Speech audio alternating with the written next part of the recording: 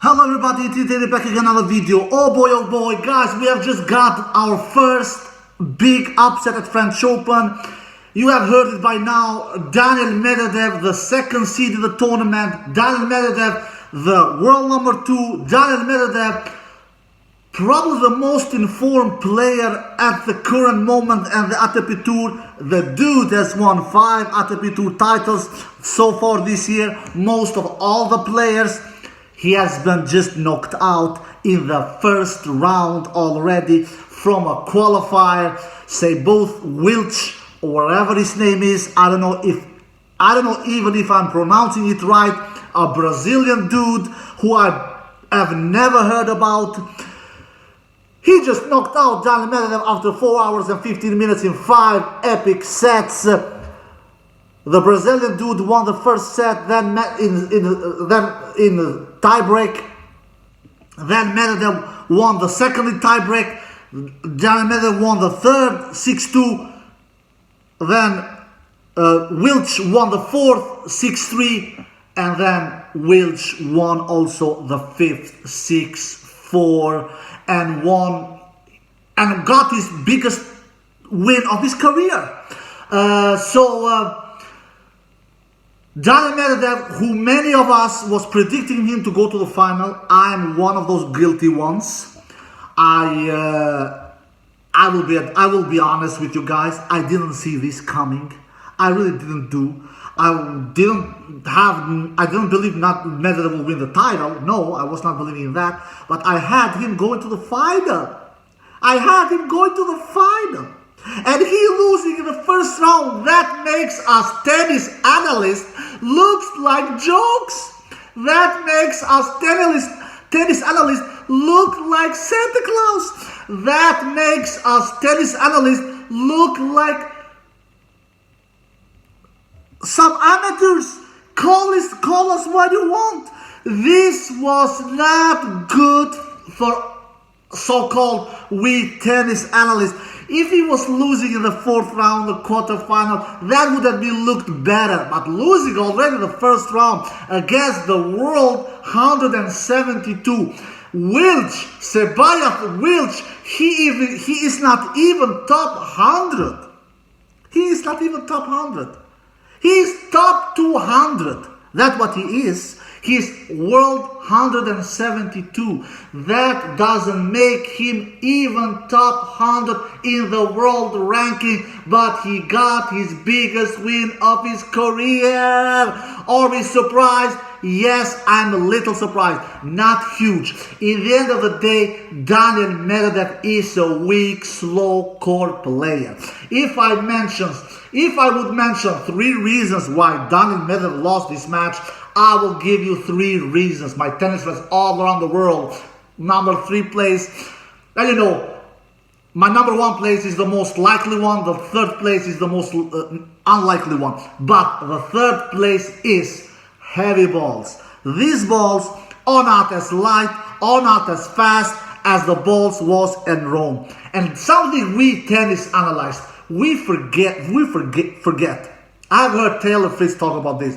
And he says, people around the world who doesn't play tennis on a professional level, they don't know that we have different conditions every single week. We play with completely different balls one week and completely different balls in another week. Fast conditions in 1 week, medium condition in another week, super light fast conditions in another week. And this doesn't make it easy for us to preview, to analyze, to predict how the matches will go on. Anyway, one of the reasons, my 3rd place on this list, I believe that the heavy balls was not making Daniel Medvedev any favor. Especially if you don't have that firepower, which he doesn't. Especially if you cannot hit through your opponents, which he didn't do. Especially if you doesn't have the best forehand on the tour, which he doesn't, even though his forehand has improved this year. That's why he has won 5 titles.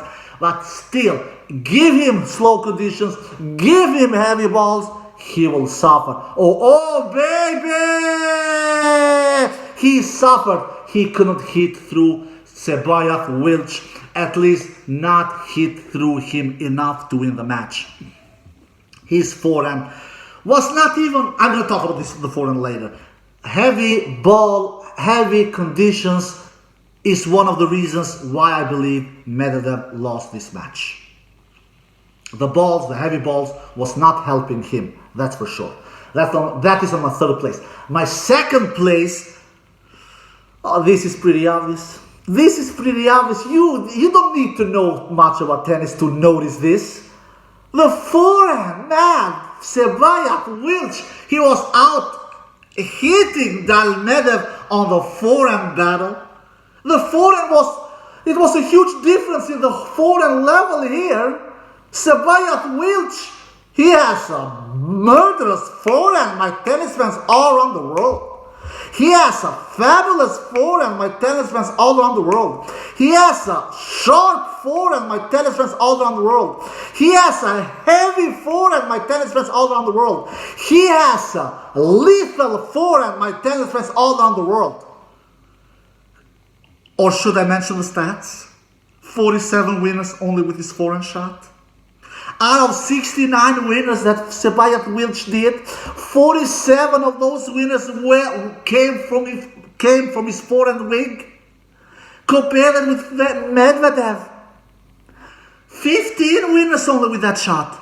Seyboth Wild does 32 more winners than Medvedev. That is what I call to out-hit, to outmatch your opponent's forehand. Your opponent's forehand, which Seyboth Wild did. It was never a match.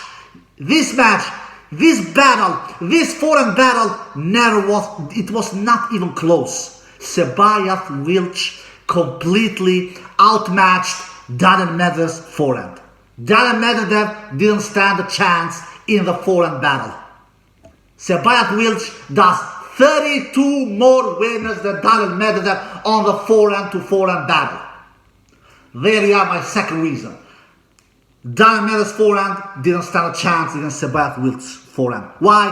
Medvedev doesn't possess the firepower. The heavy balls was not helping him to make forehand winners, to hit through the court.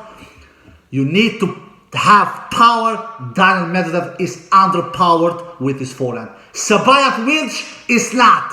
He has heavy, strong, powerful forehand. He doesn't give a damn that the balls are heavy. He will hit through Medvedev with that lethal shot that he has. There you have my second reason.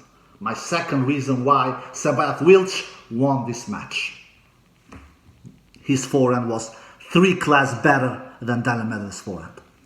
And now my number one reason why Medvedev lost this match and why Seyboth Wild won it.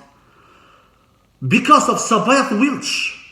My God, what a performance. My God, what a level. Man, you know why we tennis analysts make wrong predictions like this, and this makes us look like fools? Because I know, I'm a tennis nerd. I've watched other YouTubers. Almost everybody was having Medvedev go into the final. Almost everybody. 90% of the tennis analysts out there were predicting Medvedev to go to the final. So I'm not alone in this Santa Claus prediction, call it what you want. We don't know who the qualifiers are. We don't have any idea who Medvedev is facing. Seyboth Wild, he for sure is 172 in the world ranking. He for sure is not playing like that. His level is not 172 in the world ranking.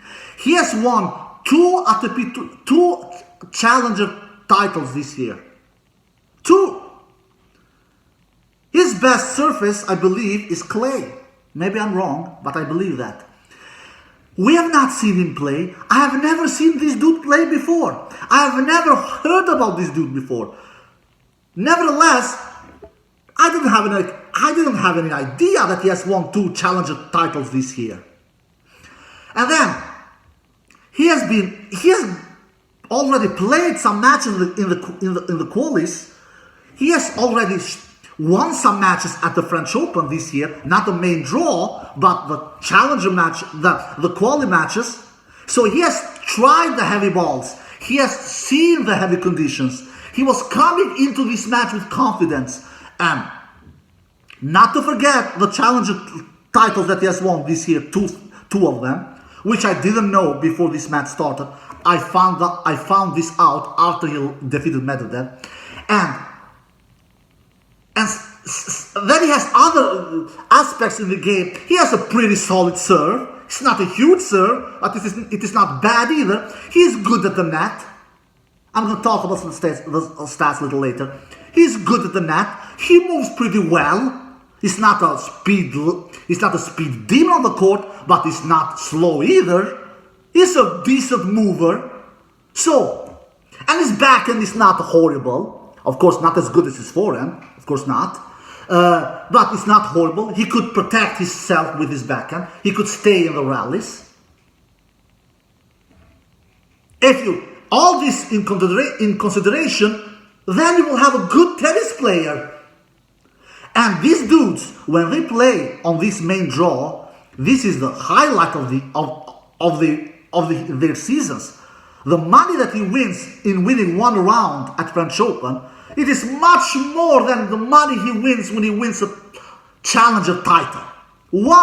His first round win he has got in Paris is much more money than that he gets when he wins a challenger title. He will leave everything out there. I'm sorry. He will leave everything out there. He knows down Medvedev, his worst surface is clay. He knows that. He don't care that he won Rome. He goes into the match with confidence.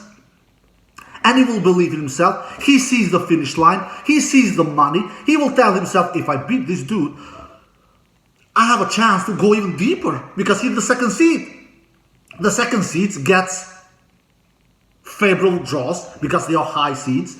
So he sees that if I beat him, I will have a favorable draw. I will get a lot of money, and I have a chance to get even to earn even more money. So to face these these qualifier players, these not high-ranked players with weapons, which Seyboth Wild has a lot of weapons, especially his forehand and his net game. It is a nightmare. It is a nightmare. So we tennis analysts, I'm one of them, we don't do our homework. We are not analyzing these top players, who they are facing. And that's why we look like jokes when we do sometimes our predictions. So my number one reason why Medvedev lost this match is because of the level that Seyboth Wild produced. I said 1 week ago, 10 days ago, when Medvedev defeated Rune, I was not impressed in Rune. I'm not getting all this hype on Rune. I truly don't believe Rune will get to a French Open final. I really don't believe so. Now with Medvedev out, I believe that players like Sinner, players like Ruud, and even player like Zverev. Zverev is going under the radar. We all know what Zverev is capable of. Yeah, his second serve is horrible, but he has a pretty good first serve, pretty solid backhand, pretty solid forehand, not great forehand. He has experience. He is a two-time French Open semi-finalist.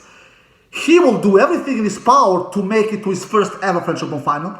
So, Sinner, Zverev, or Ruud, I believe one of these three will now make it to the final on the bottom section of the draw. I don't believe in Rune. If you look at the Medvedev-Rune match 10 days ago at the Rome final, Medvedev was not playing dream tennis there either. He did only 19 winners in that match and 21 unforced errors. He was doing 2 more unforced errors than winners in that final in Rome.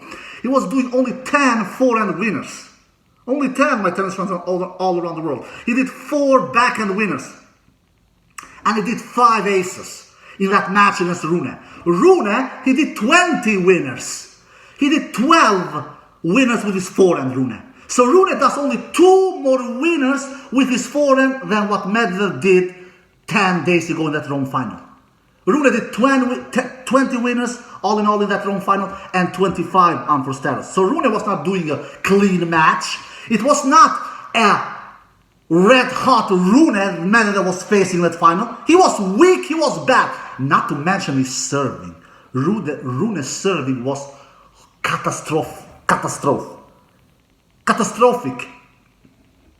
It was barely, I don't know, I forgot how many first serves he landed Rune in that match, but I believe extremely little first serves in. Extremely, under 55%. Something like that. Rune, between 55 to 60%, something like that. Rune was landing first serves in against Medvedev. I forgot exactly how many. Maybe even under 50%. Rune was landing first serves. He barely had any first serve. And not to mention Rune's forehand is not even close as good, as heavy, as powerful as Wilt's forehand. So, in tennis, you play as good as your opponent allows to play you. And Wilch didn't allow Medvedev to play good.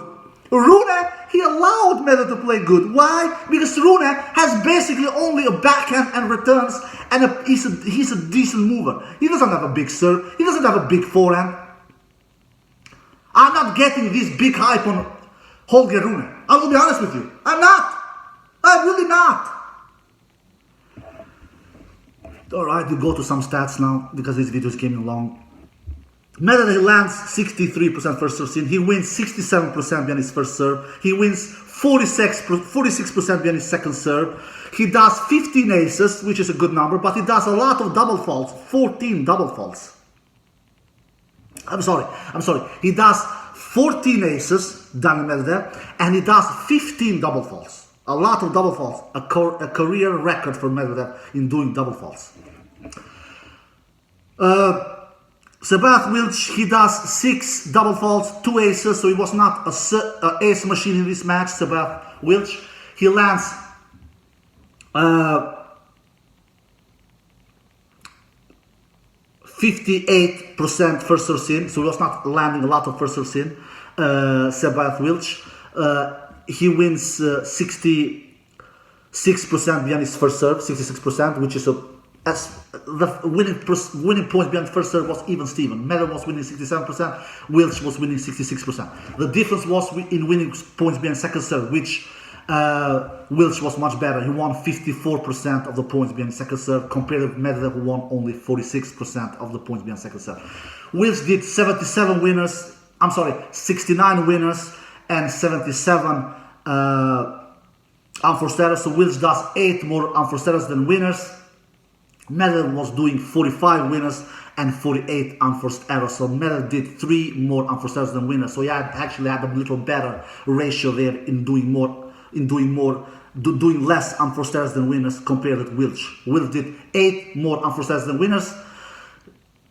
Medvedev was doing 3 more unforced errors than winners. And if you look at Medvedev, he was doing, out of his 45 winners, only 15 of those winners were coming with his forehand. 14 with aces.